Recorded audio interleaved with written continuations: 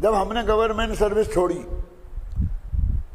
30 वर्ष की अवस्था में, जब चढ़ता हुआ काल होता है, समझे, बहुत तरक्की के चांस होते हैं, तो लोगों ने बहुत कहा, हमारे रिश्तेदारों ने बहुत कहा, सबने बहुत कहा।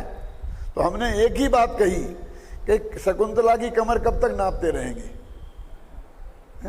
सूरत तुलसीदास को कब तक पढ़ाते रहेंगे।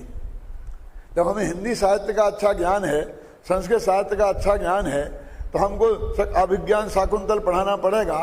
तो उसमें क्या है? महिलाओं का नख से सिख तक वर्णन है, और क्या है बोलिए? उनके नाखून कैसे थे, और कुंडलियाँ कैसी थीं, और जांघें कैसी थीं, और पेट कैसा था, और कमर कैसी थी। क्यों? इसका वर्णन पढ़ाते रहे। कब तक पढ़ाते रहेंगे? जब हमने अमृतचंद को पढ़ा सकते हैं, जब हम बड़े बड़े आचार्यों के जो संस्कृत प्राकृत के हैं उनका अर्थ बता सकते हैं, उन पर लिख सकते हैं, तो ये जिंदगी इसमें हम क्यों खराब करें? क्या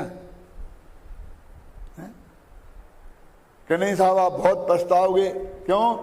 कि जिनके सेठियों के भरोसे जा रहे हो, ऐसी बढ़िया गवर्नमेंट की नौकरी छोड़कर, बस अब हमारा पुण्य में उदय नहीं होगा, पाप का उदय होगा, तो यहाँ कौन से डाल लगे? यहाँ भी कोई गांव कहीं डाल देंगे, कॉर्नर में मरते सड़ते रहेंगे, बस उसमें क्या है? धक्के खाते रहेंगे, उसमें क्या है?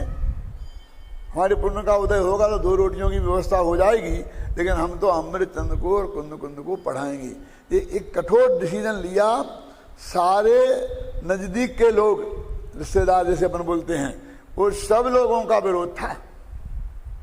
मैं किसी का नाम नहीं लेना चाहता हूं कि बहुत बड़ी जीवन में गलती कर रहे हो कि तुम बहुत पश्चाताप करना पड़ेगा। ख्याल में है ना?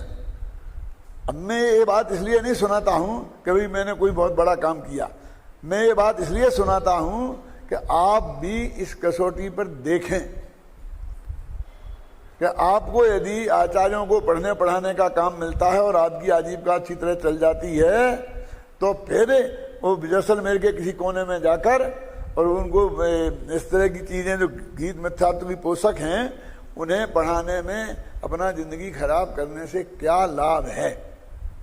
कि नहीं साहब, वो लोग लाख लाख तक पहुंच गए और यहाँ जो रह गए वो बेचारे पड़े हैं, सड़ रहे हैं। क्या 10-15 हज़ार में पड़े सड़ रहे हैं, अपना आत्मा का कल्याण कर रहे हैं। इतनी बढ़िया शांति से उनकी जिंदगी बीती है, इतना बढ़िया काम करते करते उनकी जिंदगी बीती है, और उन्होंने वहाँ कितने कितने धक्के खाए हैं। ख्याल में आई ना?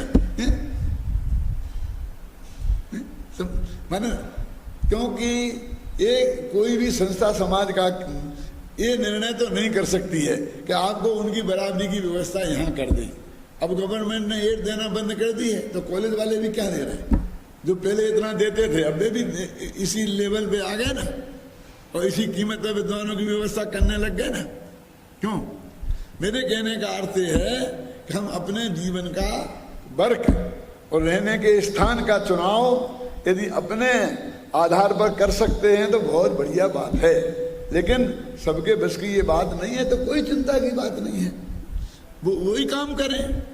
लेकिन जो बाकी समय उनके हाथ में बचता है, उसमें वो जहाँ जितने लोग उपलब्ध हों उनको तत्व ज्ञान सिखाएं, अपना अभ्यास चालू रखें उस बाकी के समय में।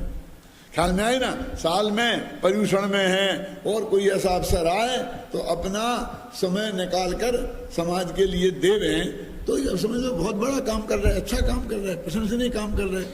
जिसकी जैसी क्षमता और योग्यता है उसके अनुसार उसे काम अवश्य करना चाहिए।